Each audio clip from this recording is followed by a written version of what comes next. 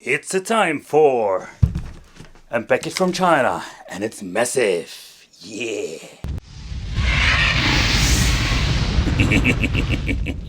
Hey guys, welcome back to the channel. It's awesome that you're tuning in. So in this video, we're going to take a close look at another new Pandora's box. Yeah, or this thing is called the Pandora OS or something like that.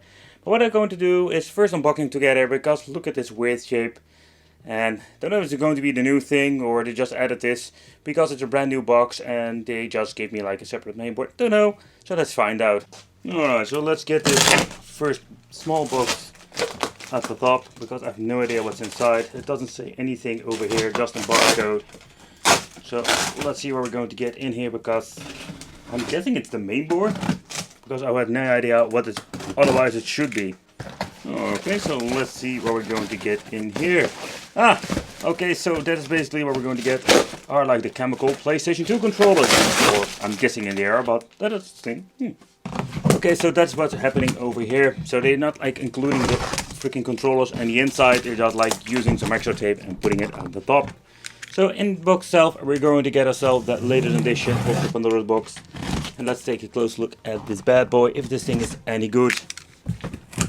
Pandora time, the jungle nightmare. And I just realized I opened it up at the wrong freaking side. Yep, it's upside down, baby. Upside down. Oh. But what are we going to get inside the package? We're going to get ourselves the very long HDMI cable and USB cable, because we can use this arcade stick like a 2-player arcade stick on your PC. Then we're going to get ourselves some parts, and not only like spare parts like buttons, but we need to assemble the ball tops and of course the dust covers over here. So that's something we need to do later on. And of course we're going to get ourselves the basic 12-volt power supply. The case design is the new model, and I've reviewed a lot of devices, but the reason why I say this new model, not only the decal itself is different, but also like the size, or the better said, the measurements of the stick itself. So the next thing that we need to do is use the ball top on the stick itself, otherwise there is no way of basically playing, of course. So that's the first thing that we're going to be in assembly. So the joystick quality is more like your typical Senwa clones, not really bad, and they have like pretty damn good accuracy when it comes for fighting games. But sadly they are still using the same light up buttons I've seen before in the previous models, and these like the long travel ones, they are, let's say, less wiggly, but they still feel really cheap, so I'm not a big fan of those. But how about the artwork? That is something they changed out in this year. They call this thing the game box.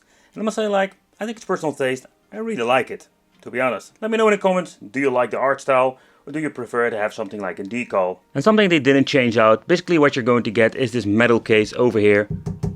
And they're basically putting a sticker on here. And it was very nice about it. So if this thing is going to get some wear and tear, you can just replace it very easy. But let's take a close look at the menu itself. And what are we going to get with the Pandora Games OS? This thing comes by many names. But the question remains, what are we going to get with the menu? Because there we're going to get some major differences. Now, back in the days, but also now with the new models. So the Pandora Games OS looks very similar to the Pandora's Box DX when it comes to the menu. But how good is everything when it comes to the power emulation? And what this thing could do, like with the settings. But people have no idea what is a Pandora's box. Basically this is an all-in-one plug-and-play device.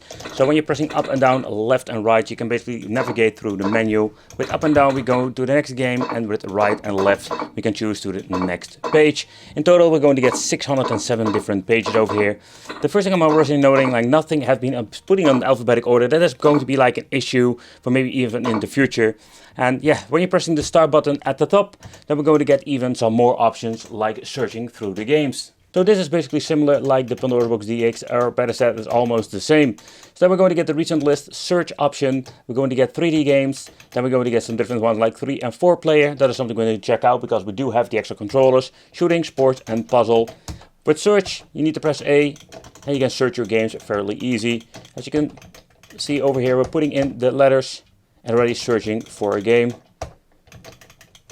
But still quite surprised to see, even entering a couple of games I wanted to search, I couldn't find it. Okay, something they also copied from the Pandora DX is the save functionality. An option you have with the latest Pandora's box is something that you just need to have, because it's just a really convenient thing that you can make a quick load, quick save. But there is only one slot for each game. But let's take a close look at the settings. And the reason why, because here we can sometimes find some minor differences. The system configuration is something I really wanted to check out. Here we're going to get a selection mode, and we do have the enhanced image option, but we can only like open and close it. Or not unless you can like put it on and off. Here we're going to get the option here at the bottom, because here we can turn on and off basically the play 1 and play 2 with the joysticks, or saying we're going to use only the controllers. So that is something we're going to try out later on. But there was something I really hate about these game boards. So here you can see like we're going to get like a lot of hacked versions, but saying like it's freaking hot. And here you can see like they're all like freaking double games and all kinds of weird ones if you need to believe the list itself. So it's a freaking mess. It's absolutely a mess when you're looking at the first models I've reviewed back in the day. Okay, so the downside to this is that I'm still having the filter on.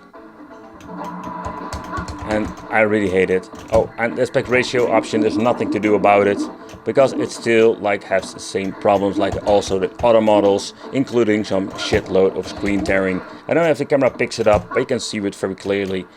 It's pretty damn bad.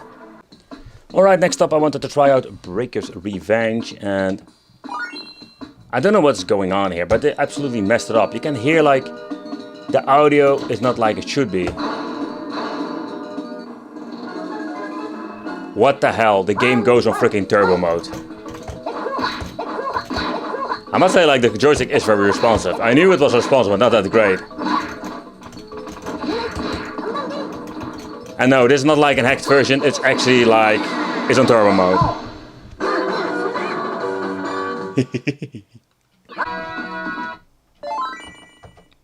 But it was only one single game I tried out that had this issue. Because this game will run just fine.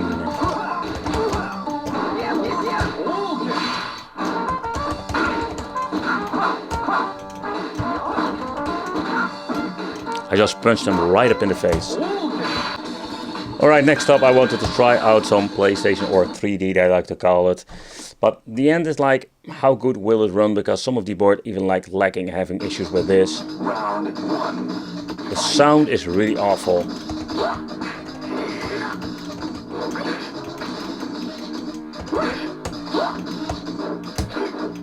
I just needed to find my button, because I have no idea, like everything has been mapped incorrect.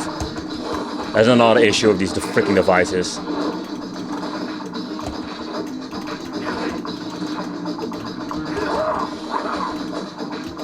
I'm getting my ass kicked here. I'm getting my ass kicked. But when it comes to the performance of the game itself, it seems to be running just fine. I've seen it later boards, or better said, like, I think it was a year ago, that there were boards like were so cheap and so low on the power that it even couldn't run PlayStation 1. Alright, so next up I wanted to try out the 4-player, and oh man, the controls that came with it, like, they're like the cheap ones. And one of those things you can see like already is like you have not even like rubber on the freaking joystick, and oh yeah, they smell like really chemical plastic. So these things are freaking awful, but still we're going to use it. Also, it comes with one USB, and the main reason is simply because these bloody freaking Pandora's boxes do have 2 USB ports, but only one can be used for an extra controller. But yeah, nevertheless, let's plug it in and let's see how it works for 4 players. Alright, so let's check it out.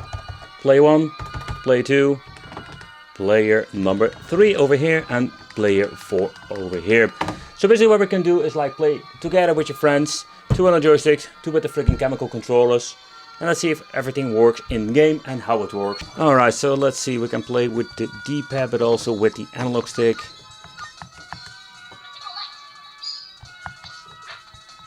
But the same issue occurs with this game too, is that everything sounds like turbo mode again. So when it comes to the emulation, it's quite, let's say, horrible sometimes. But yeah, guess what? The 4-player configuration works. Plug and play. But if I need to give this, let's say, Pandora's box, game box, Pandora OS box, a number when it comes to the quality, I would say, beside the freaking horrible buttons, I will give it a number 7 when it comes to the build quality. But the downside to this version is that basically we don't have any hatch. They can just flip it open. Like with the first version of the Pandora's box, they were very nice. You know, like you can just feel like it were better quality, thicker materials, and the way how they just designed it was way better. So first thing I really like about this is the audio quality. This thing had quite some bass. I love it. So when it comes to the audio quality, it's okay. Here we're going to get the tiny mainboard. We're going to rip it out of the case just to do a quick teardown. But over here, what you can see, we have ribbon cables. I still don't understand why they chose this. Maybe it's cheaper to produce, but normally we're going to get like a very big cable tree that goes to all the buttons and the joysticks, and I think it's more reliable than a PCB with a freaking regular cable. The joysticks can be replaced fairly easy by only removing 4 nuts over here. So you can pull it out. Of course you need to remove the ball top before you're going to do that. And then we're going to get to the buttons. We do have the option to replace them with other buttons with lighter feature if you want to. You can just leave it out if you don't want to use this option.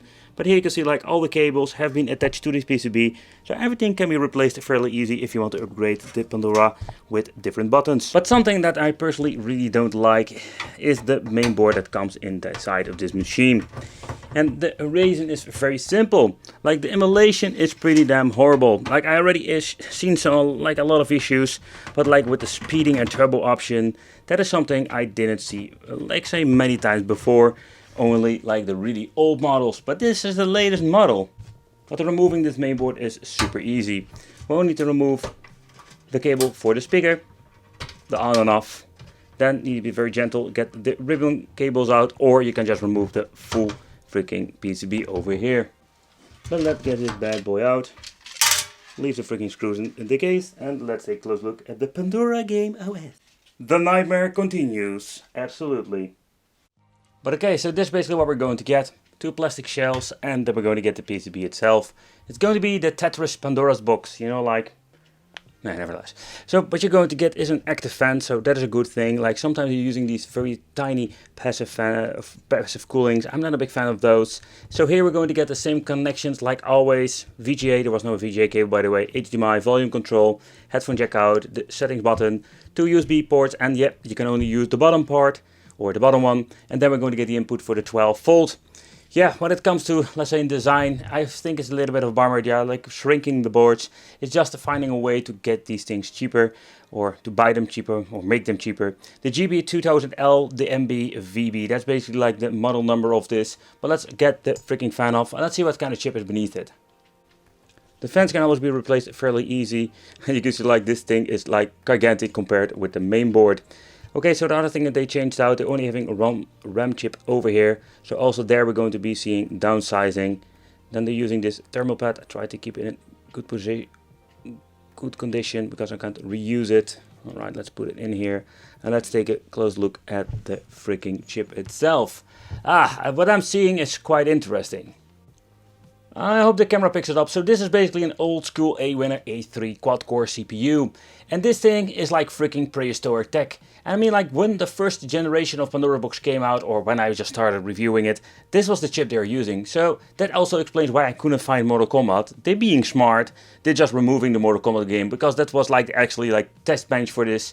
But yeah, this explains a lot why a lot of, let's say, more demanding games are not on here. So another thing that is super convenient, that this thing has this gigantic gap at the back. What do we mean like this gap? There's a lot of space to basically put a new Pandora box in here. So that is a positive thing about it. So if you want to upgrade it, you don't want to have this shitty board, you can also upgrade it with something else. But take consideration when you order one, you need to have one with a complete plastic case. Because they also sell these, let's say, boards with only PCB, and that will not fit. I'm just going to be honest with you guys. And the thing is, like, I'm getting really sick of it at the moment. Because when you're looking at the new models, they promise you all kinds of new fancy stuff. But then you're getting to end up, like, with basically a downgrade. And for people who have no idea what I'm talking about, I will explain what I mean with this. But when you're looking at the overall performance of the emulator, it's pretty damn bad. And I think that's such a bummer, because why did they do that? Like, we do have like a lot of new options, controller support, we do got like lighter buttons, but that's another thing that you just need to change out. Stop with the nonsense and just give us like a board that actually works perfectly. And if it doesn't work, don't mention or even like releasing something new. So there you have it guys, the game box from AliExpress. Yep, absolutely a big disappointment. There are some good things of it, of course, like the case, I personally really love it. But when you're looking at the overall performance, it was quite disappointing. Let me know in the comments what you think of this. I want to thank you for watching. Consider subscribing, hit that little bell, become the Wicked family, and I will see you in the next video.